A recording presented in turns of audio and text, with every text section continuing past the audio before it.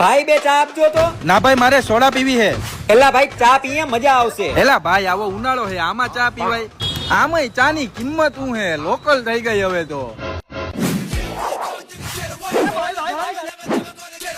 ચા થોડીક મોરી હોય કે મીઠી હોય તો એના ઉપરથી ઝઘડો થઈ જાય અને પાછી એ જ ચાથી એ ઝઘડાનું સમાધાન થઈ જાય. કોઈ પણ મીટિંગ ફંક્શન પ્રસંગ હોય તો એમાં સૌથી મોખરે પહેલા ચાનું સ્થાન હોય છે. કોઈને આવકારો આપવો હોય તો સૌથી પહેલા ચાનું નામ લેવાય છે. ઘરે મહેમાન આવે તો ચા બનાવે. કોઈ પણ સગાવાલાને અંદરો અંદર મનદુખ થયું હોય તો એ મનદુખ દૂર કરવા માટે પણ ચાનો ઉપયોગ થાય છે. કોઈ પણ મહેફિલ સુની સુની લાગતી હોય એમાં ચા આવી જાય ને તો મહેફિલનો રંગ જામી જાય છે. સવારે ઉઠો તો ચા, માથું દુખે તો ચા, મોડી રાત સુધી જાગવું હોય તો ચા. ચા વેચી વેચીને માણસ કરોડપતિ બને છે. ચા વેચી વેચીને માણસ પ્રાઇમ મિનિસ્ટર બને છે. અને તું મને પૂછે છે કે ચાની કિંમત શું છે? અરે સવારના પોરમાં તાજા દૂધની આદુ, સૂંઠ, ગોળ અને તુલસીના પાન નાખીને ચા બનાવી હોય અને એને રકાબીમાં નાખી અને મંદ મંદ ફૂંક મારી અને જેને ચાનો હબડકો લીધો હોય, આહા શું વાત કરું, આખા શરીરમાંથી આળસ નીકળી જાય અને કંઈક અલગ જ લેવલની એનર્જી આવી જાય. અને તું મને પૂછે છે કે ચાની કિંમત શું છે? ગુજરાતમાં ચા એનર્જી ડ્રિંક તરીકે લેવામાં આવે છે. અમીરથી લઈને ગરીબ બધા જ ચાને એફોર્ડ કરી શકે છે. અને સૌથી મોટી વાત, ઋતુ પ્રમાણે સીઝન બદલે, ફ્રૂટ બદલે, પણ શિયાળો હોય, ધગધગતો ઉનાળો હોય કે ચોમાસું હોય, પણ ચા તો મારી બારે માસ હો.